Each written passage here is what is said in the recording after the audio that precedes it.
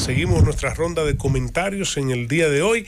Es el tiempo de escuchar la participación y el comentario de nuestro compañero Surún Hernández. Prometo no intervenir.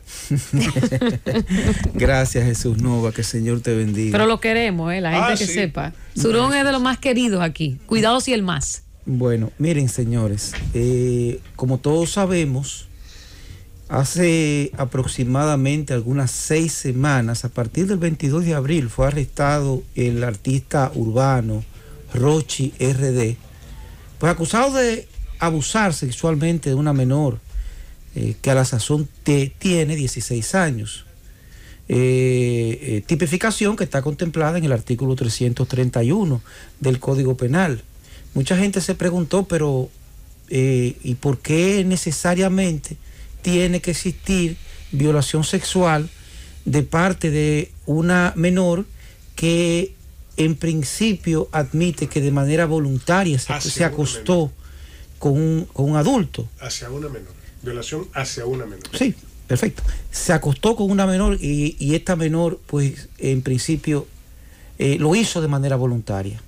Señores, el artículo 331 del Código Penal establece claramente y la define la violación sexual como todo acto de penetración sin el consentimiento.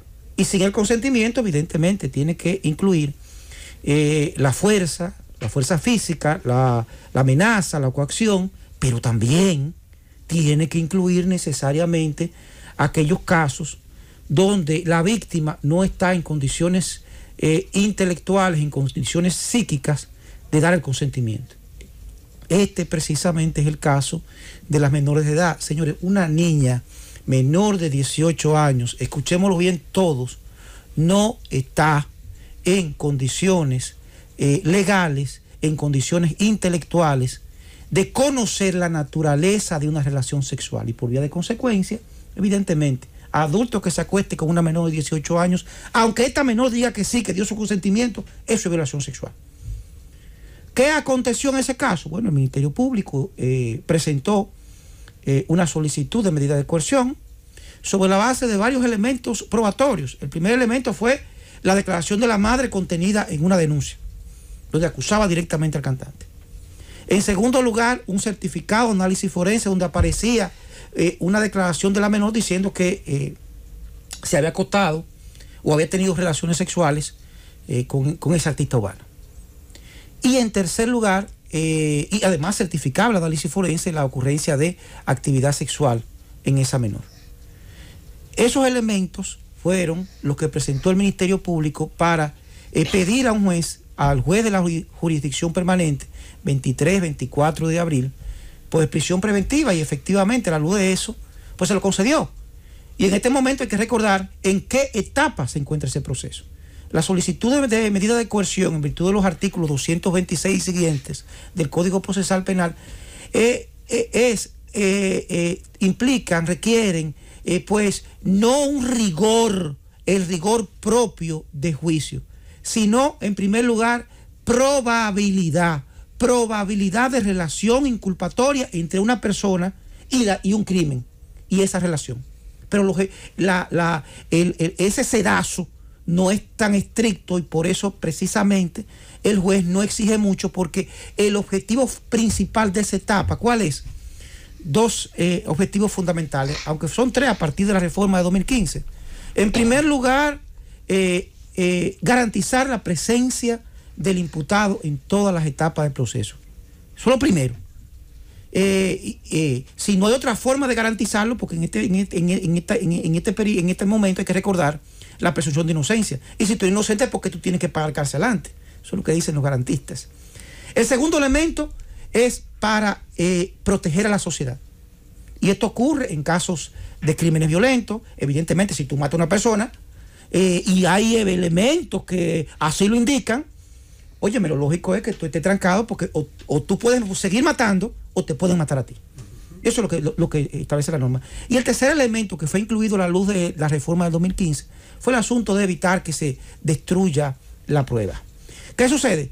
Que los elementos probatorios que se solicitan en esa etapa de medida de coerción no son tan rigurosos como los que se solicitan en juicio. Y en ese proceso de ese cantante Rochi ha ocurrido algo muy grave que dinamita el sostén de ese proceso. ¿Y qué fue? Que simple y llanamente la menor fue interrogada por el INASIF en Cámara Gesell.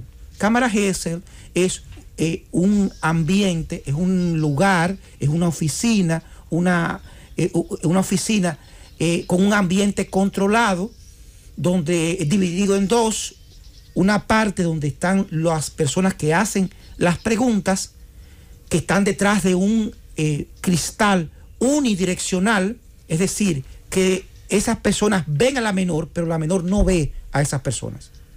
Esa menor ahí refiere. ¿Pero qué pasó? Bueno, porque la menor se retractó.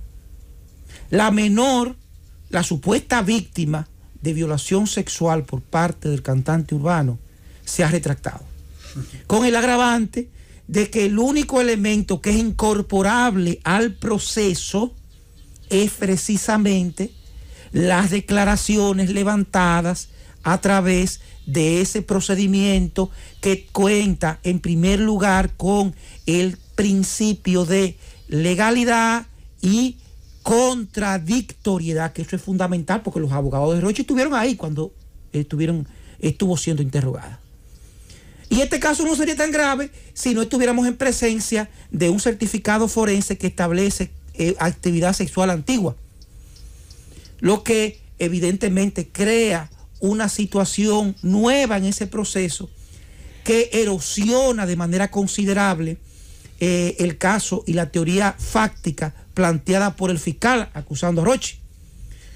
Y esa debilidad se acentúa sobre todo si tomamos en cuenta, señores, que la madre de la que es señalada como víctima en ese proceso, pues también retiró la querella y está diciendo que no, que lo que hizo fue para buscar situaciones, que María estaba lavando y que se le acabó el jabón. El hecho es que en este momento ese proceso acusatorio contra el cantante urbano Rochi, y en este momento quisiera recordar algo que mucha gente que no es abogado digiere de manera difícil. Señores, toda persona que es acusada en un proceso penal, hasta que no hay una sentencia,